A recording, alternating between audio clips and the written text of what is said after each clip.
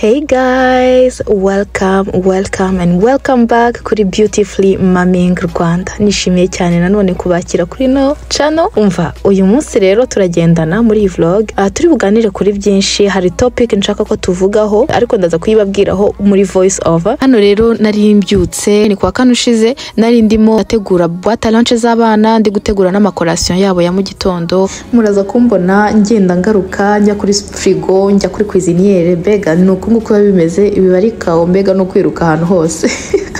Hanyuma guys, ndashaka ko tujya twinjira muri topic, nashakaga ko tuganira ho gatoya, ariko nimba mushaka ko umuntu ayidevelopa nkakora video yayo apart, nshobora kubikora. Iyo topic ni yihe? Ni ijyanye na self confidence. Nashaka ko tuganira kuri self confidence, uko video iza kugenda yegera imbere niko tugenda tubiganiraho. Hano rero nahise mfilma mvuye kubafata ku ishuri, aha hari nyuma ya saa sita, umunsi wari watambutse, ariko kuko nari niriwe niga, nari niriwe mu ishuri, ntabwo nari nabashije gufilma, ntabwo nari nabashije kuvloga. Urabona bari kugenda bakinana neje, kandi ubwo babiriwe bakinana yo ku ishuri, muri recreation zose bajya hanze, nubwo mubona hakonje, no obligatoire mbega, ariko ntibaba babirambiwe, ntibabirambirwa, babumva bakomeza bakinira muri neje. Umva bra Geda konje. Bye guys, je vous laisse. So guys, nkuko nari kubabwira ibijyanye na self confidence, naje gusanga mu buzima kuko ndi umuntu wakuze nta self confidence nigirira habe na gato, n'ubungubu ni ikintu nkirwana nacyo, ariko kijya gisa nk'ikigenda kinshiramo. Kandi you guys bibaze ko maze imyaka 30 n'ingahe y'amavuko. Okay, so I feel like turi mu gihe tugomba kwankuraje abana bacu kwigirira icyizere. Ofete iyo umuntu akuze atigirira icyizere, kutigirira icyizere biza bikuremamwo kutikunda bihagije. Kutikunda bihagije bikagutera gukora amashwa mu buzima, ugera imbere nawe ukaregreta ukavuga se ibi bintu ko ari nabikoreye iki, ko ari n'ibintu ntakunda, kuki nabikoze, ukibaza impamvu wabikoze. Kumbi swat uri muri people pleasing, washaka gupleasing abantu kugira ngo bagukunde, nuko swat ntago wikundaga, ntago wivaloriza. Umuntu utikunda ntago yivaloriza, ntago yiha valeur ihagije nkuko yakagombye kuyiha. Burya Imana yaturemye twese dufite agaciro gahambaye, niyo mpamvu buri muntu wese yakagombye kujya yireba akavuga ati wow, Imana yarankunze, yanshyize hano kubw'impamvu, ukumva yuko mbega uri ku isi kubw'impamvu. Nimba Yesu yaremye kugupfira, ntabwo yagupfiriye for no reason, kuko twaragiye dufata agaciro tugaha ibyo tubona, tugaha ubwiza, tugaha imiterere. Ariko my friend, upfuye uyu munsi, hari ubwo wajya imbere y'Imana ukayibwira ati nge nari nteye neza, cyangwa nge nari nteye gutya na gutya. Ni ibintu abantu twiremeye biturangaza, bikadutera kugira icyizere gike muri twe, bikadutera kutikunda no kutamenya valeur yacu. So nge nakoze ndi umwana abantu bavuga ati rukara rwa bishingwe. Amazina nyine ataryoshye kumva. Ofete kuva kera mu Rwanda ubundi ibintu byo gutanga affection bije vuba hanga, kuko mbere twihutiraga cyane kuvuga ibintu biri negatif, twihutiraga cyane kubwirana ibibi kuri twe. Nk'umuntu akakureba akakwitegereza ariko sha ufite amazuru mabi, atariko sha atururukara, atariko donc akabivuga mu buryo buri pejoratif. Ubu ngubu kubigikara bisigaye ari trend, abantu barakubona ngo wow nguri mwiza ngo iki, and I'm like mbere yaho ntago mwambonaga. Biragenda bikakwafekta, biragenda bikagutera kwiyanga. Turabizi twese ko mu Banyafrika umukobwa w'inzobe ari wabaga uri mwiza, ari wabaga usa neza, you know, ibintu nk'ibyo. So uko kutigirira icyizere byanteye gukora amahitamo mabi mu buzima, ku buryo umuntu ashobora no kunda akavuga ati se uyu muntu ko nari muzi gutya ni gute yakoze zino shwa mu buzima bwe. Sinshaka kubumvisha ko nagiye nkora amahitamo nyine adakorwa mu buzima, you know, kuko ni ibintu abantu bacamo. Ariko umwana w'umukobwa atigirira icyizere, umwana w'umukobwa cyangwa umuhungu utigirira icyizere wese, akenshi usanga yaragize amahitamo mabi. So babyeyi, mwaramvugisha ababyeyi, ariko nawe nimba uri umujene ukaba wumva nta cyizere wigirira, ukaba wumva yenda ati ndasa gutya na gutya, jya uhagarara imbere ya mirror uvuga ati umva, ubwiza ntago ari bwo nzajyana imbere y'Imana, ubwiza ntago ari bwo na Satani ubwe iyo aje kugushuka ntago areba nimba uri mwiza physiquement, cyakoze ashobora kubikoresha, ashobora gukoresha mentalite yawe, nimba wari umuntu wagiraga ubwibone cyangwa se nimba wari umuntu wumvaga n'ubundi uri mubi n'iki. Donc kote zombi opportunité yose Satani yarayikoresha rwose, ntago areba ngo uyu muntu ni mwiza ngo uyu niki niki. Nta kintu na kimwe kiri spirituel kireba ubwiza physique. So niba uri umujene ukaba utigirira icyizere, ndashaka kujya muri miroir ukireba ukavuga ukavuga ati niba Imana yarandemye gutya Imana ntiyibeshye sibyo ukibwira uti standard zose z'ubwiza nshobora kuba nzi zashyizweho n'abantu kandi uko umuntu abona ubwiza bwanjye biri mu maso ye mbere narirebaga nkavuga yaba nari inzobe yaba nari ifite iminwa imeze gutya yaba nari ifite amazuru ameze atya ariko naje gusanga ubwiza bwawe mu maso y'undi buri mu maso ye justement buri mu maso ye kuko nta muntu ukubona kimwe nk'undi na gatoya buri wese akubona différemment rero nimba uri umujene ukaba wumva nta cyizere wigirira jya muri miroir wireba uvuga ati niba Imana yarandemye gutya donc iteka wikrititse uvuga ngo ndi mubi uvuga ngo nimeze gutya na gutya na gutya ku bintu udashobora kugira icyo bihinduraho utarinze kujya muri chirurgie jya wibwira ngo ndimo ndakritika Imana kuko twebwe turi y'Imana. I feel like I should do a video that talks about this kuko ni topic imfashe ku mutima bya hatari. So yeah, ni kuri ibyo ngibyo nashaka kubabwiraho gatoya ku bijyanye na self confidence. And so yeah, let me know icyo mubitekerezaho ubwo turi bukomeze tubana muri no video. Kuko urebye nabi sabwize yose wayigize neje. Urebye hanze urebeye mu idirishya ukuntu hameze. It's beautiful. Looks good. Iyo uri mu nzu. Ariko iyo uri hanze wesh. N'akayaga kinjira mu. Bravo. Wow. À partir du début. Faut que ça soit une seule phrase.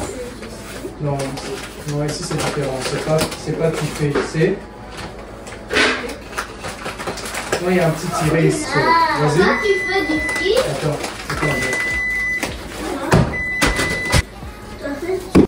C'est comme, toi fais-tu du ski? Ah, c'est voilà, il a compris. Même maman, je suis sûr qu'elle ne peut pas prononcer ça rapidement. Viens montrer ça, comment tu prononces ça rapidement. Toi fais-tu du ski? Hein? Toi fais-tu du ski? Maman a dit du ski. Dis ça rapidement. Dis, toi, fais du ski. Rapidement. Vas-y. Dis au revoir. Au revoir, tu vas le dire correctement. Toi fais-tu du ski? Rapidement. Comme là, vous êtes dans le ski. Toi fais-tu du ski? Du ski là? Fais-tu Du ski. 166 soldats suisses. Hein? 6660.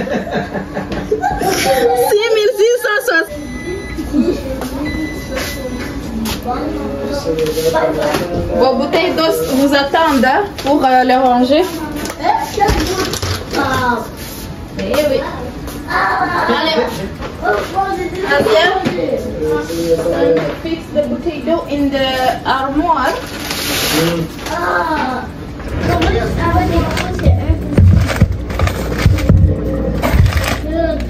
Iyi fruit murayizi bayita mu gifaransa yitwa père les pères et puis c'est les pères hein? Les pères Non, c'est le poire.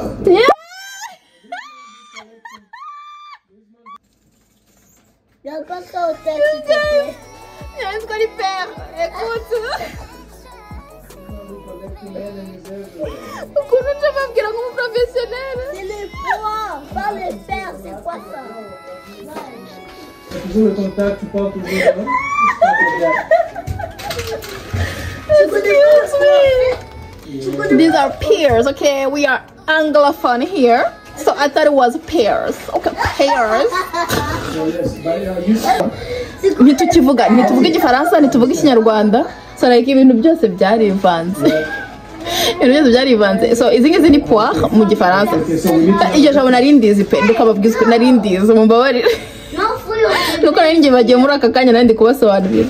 Les poires no bwa mbere nari nzibonye muri Canada mu cyongereza ni pears.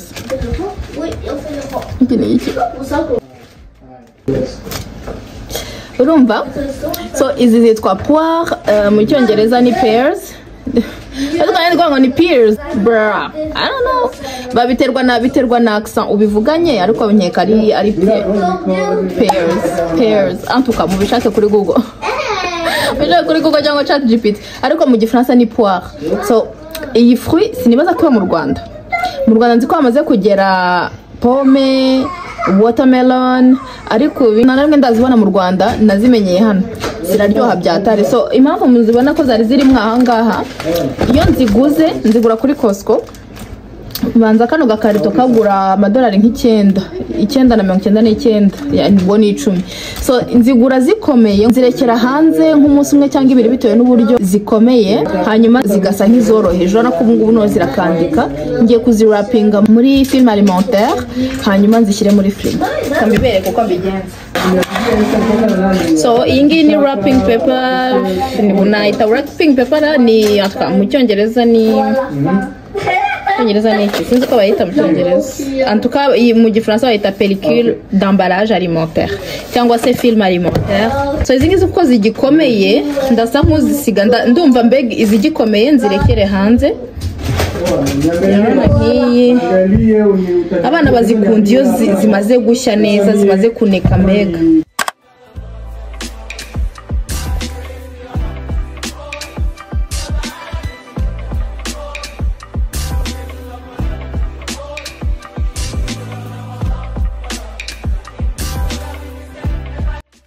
Bon, barangije gukora ibyo bakoraga. Bravo les enfants, je suis fière de vous.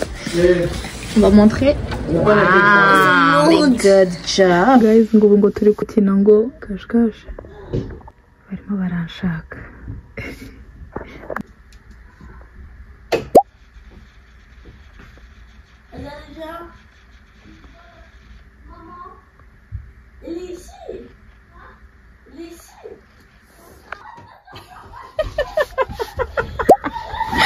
Vous êtes supposé me faire peur et c'est moi qui vous fais peur. Oh là là, mais ces enfants. Viens, on va la trouver. Prêt ou pas prêt, j'arrive. Where is she? Bah, non. Et Polo, la copine. Et Polo. I know where you are. I know where you are. Kakana kihishe di. Usikitanda se. Ngaraje. Hey, la copine elle s'est cachée maintenant. What? Where are you, my daughter?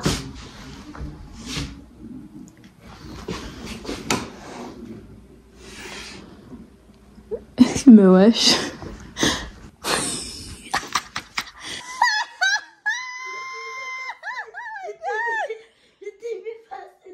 Oh, what a good hiding! Oh my god! Oh wow! Je suis impressionnée. 1, 2, 3, 4, 5, 6, 7, 8, 9, 10. Prêt ou pas prêt, j'arrive. Utuma turakina cache-cache. Bajya kwihisha nkajya kubashaka hashize nka 3 jours bakihisha. Good morning guys. Good morning. Umunsi mushyashya. Uyu munsi kwa gatandatu. Nabo nagiye kuri eglise maze igihe dayo ntajyayo. Sije naraguye. Akusize ko ari ukugwa. I don't know. But maze igihe ntajya kuri church hashize deja ibyumweru 4. Umutima deja urimo urambwira ko ngomba kubanza gusenga none mbere ko ntangira ku vloginga. So yeah. Ngiye kubanza gusenga.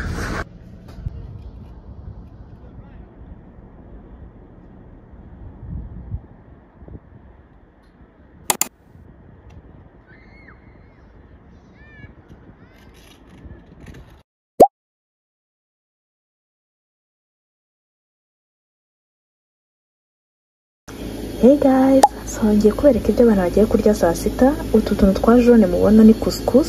Yes, couscous na lentille. Ariko muri lentille habamo proteine, no muri couscous zirimo nkeya, ariko nyine nta proteine animale irimo. Tuvuge inyama cyangwa amagi. Kuko ntago abantu barubirije yo kurya inyama mu gitondo saa sita na nimugoroba.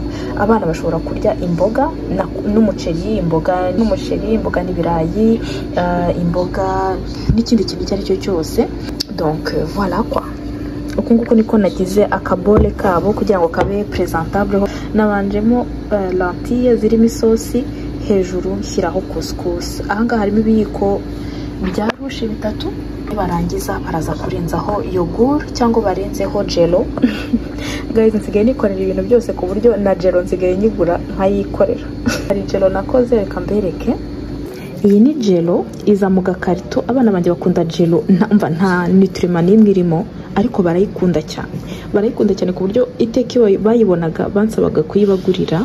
Yaje mu gakarito kameze gutya. Kuri iyi karito haba handitseho uburyo uyikora. So kuga snack, it's not really a snack but nka sucrerie cyangwa kagatri abana bakunda, aho kugira ngo bahereza amabombo niki, uretse ko byose ari bimwe. En vrai byose ni bimwe, ni nka sucrerie abana banje bakunda. So nabaguriye nyine jello ndayikorera. Sino hari ubwoko, hari n'izindi bagurisha muri za IGA mu maduka atandukanye. I'm trying to save some money, okay? Nari kuvuga nyine byose bigenda byadinga up, ugasanga wadepansha ibintu byinshi kandi mu by'ukuri ari ibintu by'ama snacks bitarimo na nutriment, bitarimo intungamubiri na nkeya. So yeah, I'm thinking ngomba kubakorera video ibabwira kuri truc nsigaye naradopse zo kugira ngo saving, atari kuvuga ngo ndi kwishyira mu buzima bubi, atari kuvuga ngo nuko umuntu nyine yabuze ayo mafaranga yo kugura icyo kintu, ariko just gukoresha ibyo Imana yaduhaye neza, you know, gustewardinga neza ibyo Imana yaduhaye. Gusteward what? Nari mbunitse ururimi. Ni nko kwita ku byo Imana yaduhaye neza, you know. It's not because ushobora kugurira abana bawe shokora buri munsi, ntago bivuze yuko ugomba kuyibagurira buri munsi, you know. C'est pas parce que ushobora kugura umugati ke udashobora kuwikorera, you know. Niyo mpamvu nahisemo mfite gutangira kujya ngira ama skills ya homemaking. Hari ukuntu nyine abantu kera ntabwo twabihaga agaciro. Kera twabagaho uwapfaga kuba wariye mu gitondo saa 5 nimugoroba, ibintu byo gukonsoma, byo gusirkonsoma, kugura ibintu bitari necessaire, bitari na byiza ku mubiri, you know. I mean, I understand yuko hari igihe umuntu agomba kwinjoyinga ubuzima, agaprofita, akarya utuntu nyine tumuryoheye mu kanwa, you know. Ni byiza kubikora, ariko buri gihe it's not necessary. Kubera ko twahisemo kugura ibintu biri futile, bidafite importance, you know. So yeah, nawe niba ushaka guhindura ubuzima bwawe muri yo sanse, ukaba umuntu konsoma bikeya muri iyi si turimo deja irimira iratakaza ressources, niba ushaka kuba umuntu, you know, ushaka kwekonomiza soit kugira ngo ufashe mugenzi wawe ukuri ku ruhande. Anano hari ibintu byinshi nsigaye ndeba nkabona ntago biri necessaire, nkabona iyo ufite ibihagije byabyo biba ari ibyo. Tuvuge nko kugira amataro nk'icumi. I mean, you don't need amataro 10. Ukeneye juste taro y'umukara, yenda ya beige, amataro ari neutre. Apana kuvuga ngo mfite taro 20 z'umukara, taro 30 z'umutuku, taro. I mean, who is even wearing high heels muri iki gihe? I don't know. Maybe I want to gusaza. But I'm like, ntago nkeneye kugura izo high heels zose. Ntago nkeneye kugura iyo myenda yose that I don't need. Hari tellement beaucoup de façons zo kwekonomiza, zo kutangiza amafaranga, kandi ayo mafaranga wekonomije ugasanga avuyemo ikintu cy'akamaro kanini cyane kafasha umugenzi wawe. Tuvuge nk'umuntu uri nko mu Rwanda, tuvuge uri naha wowe ukeneye gufasha umuntu uri mu Rwanda, wari uzi yuko amadolari 20 afasha umuntu uri mu Rwanda akabasha guhaha.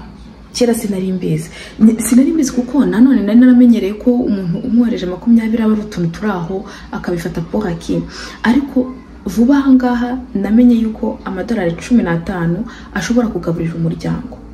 Did you know?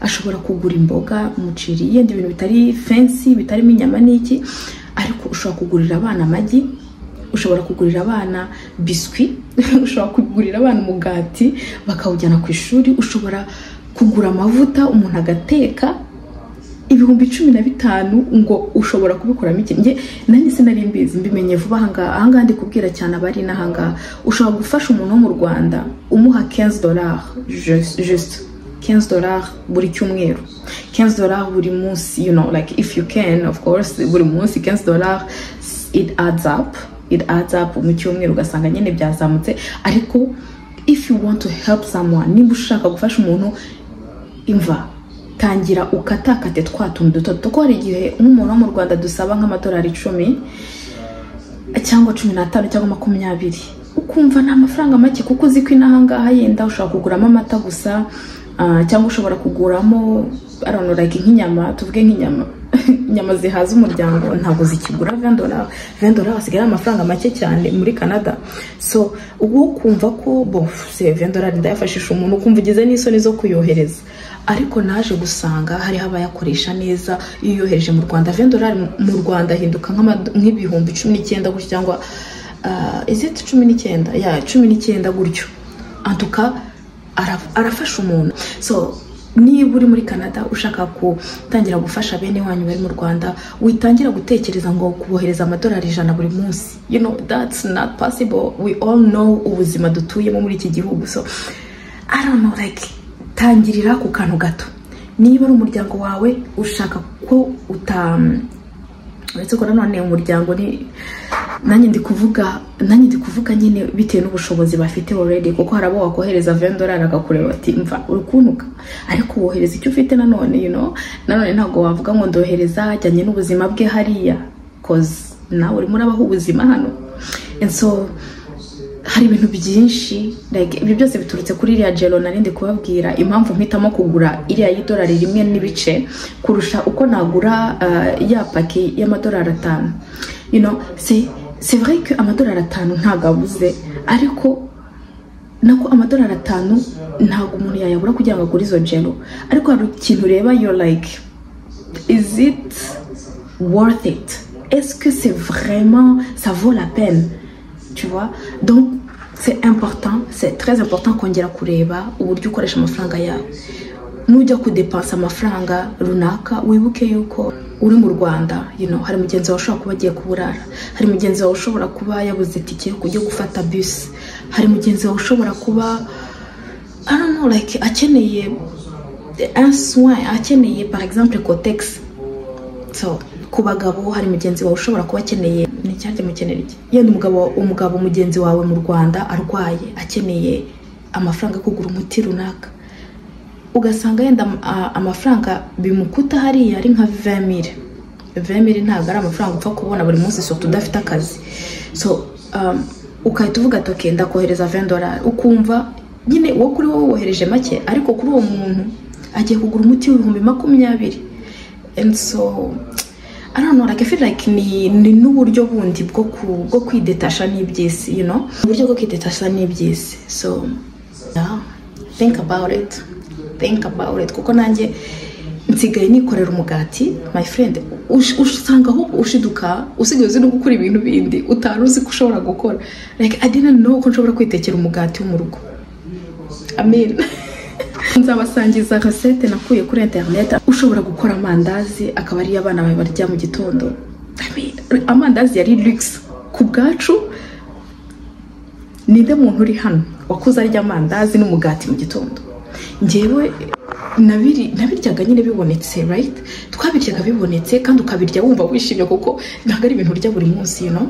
So c'est un luxe. Hari ukuntu tubibona ubu ngubu tukabona biza byiruka tukagira ngo ni ibintu que on peut juste recevoir comme ça. Kubyaprecier, ushobora kwikorera amandazi mu rugo. Nge bopere wanjye akunze kudukorera amandazi, umva iyo yakoze kwiyiriza bibi kibazo cyangwa nkayafata nkayabika muri congelateur kugeza igihe tuzarangiriza kuyiriza. Kuko ni luxe kubona ayo mandazi ya buri gitondo uyarya uko uyashaka, you know. C'est un luxe, ni benediction. Abantu kenshi tutuye naho muri Canada tutabona nka benediction. And so yeah, urakoze kunyumva muri no party mvuza amagambo menshi. Ariko iparti nk'izi ngizi ahubwo nizo nkunda cyane kuko I feel like I'm giving out something that helped me. Numva nyine je suis en train de donner quelque chose qui m'a beaucoup aidé. Ni nabivuga mu ndimi eshatu ntago mu byumva. Numva ndi kubapartage ikintu cyamfashije. Ikintu cyamfashije spirituellement, ikintu cyamfashije mu buzima bwa buri munsi, ikintu cyamfashije mu buzima bw'urugo, mu buzima bw'abana, mu buzima economic, you know. And so quelque chose avec? Yeah. Nizere ko hari wowe bifashije, hari uwo iyi segment, iyi partie ya video ifashije. Nibigufashije my friend, binyandikire muri commentaire, umbwire nawe amatruc, namwe muduhe amayide muri commentaire, kuko buryo iyo byanditse muri commentaire ntago ari nge gusa ufashije n'abandi bose bari buze bakayicaho bakayisoma. So niba nawe ufite utundi tuntu ujye ukora mu rugo iwawe tugufasha kwekonomiza, waba uri mu Rwanda waba uri muri Canada, birafasha, biradufasha, natwe twese biratwungura ubumenyi, so please share. Okay, Hello guys, I just came from Dollarama. So guys, mvuye guhaha muri Dollarama, ndaza kubereka ibyo naguzeyo. Just kubereka ukuntu hanze hasa. Umva tufite ibana kuko muri iyi minsi busigaye bwira butinze, busigaye bwira hatinzeho gato. Ubu ni nka saa 11, ni saa 11 actually, kuko Dollarama irafunze kandi ifunga saa 11 le samedi. So kagira ngo mberekeho hanze gato kuba kare na vlogging ndi mu nzu. So here is the outside. Amacupa abiri y'abana y'amazi, ayabo barayamenye na sac poubelle. Hey guys, so kugira ngo ndangize ino video nagira ngo mbashimire cyane kuko mwarebye ino video mukayigeza ku musozo. Ngira ngo mbereke no hanze ejo habaye tempête, so ndasohotse ndavuga what, reka mbafilmire gato yambereka ukuntu bisa. Mpagazemo hano hagati mwambura, nashakaga juste kubereka paysage, reka mbahindukirize kamera mbereke, ubundi mbashimire cyane ko mwarebye ino vlog mukayirangiza. Antukange narabikunze kuyieditinga, narabikunze cyane, byaranryoheye kuko irimo des choses de qualité quoi. Irimo qualité. Irimo ibiganiro biri qualitative, byari bimfashe ku mutima, and so I hope ko mwayinjoyinze. Mumbwire icyo muyitekerezaho muri commentaire, umva comment sibyo. So thank you so much, karibu cyane kubashyashya, nabonye turacyari kwiyongera, amen. Turava mu bwiza tujya mu bundi. So I'm so grateful for you guys. Nezerewe cyane kubakira mu muryango wa Beautifully Mamming Rwanda. So reka mbereke neza uko igihugu gisa muri aka kanya, and then dusezerane tuzabonana muri vlog y'utaha. Bye.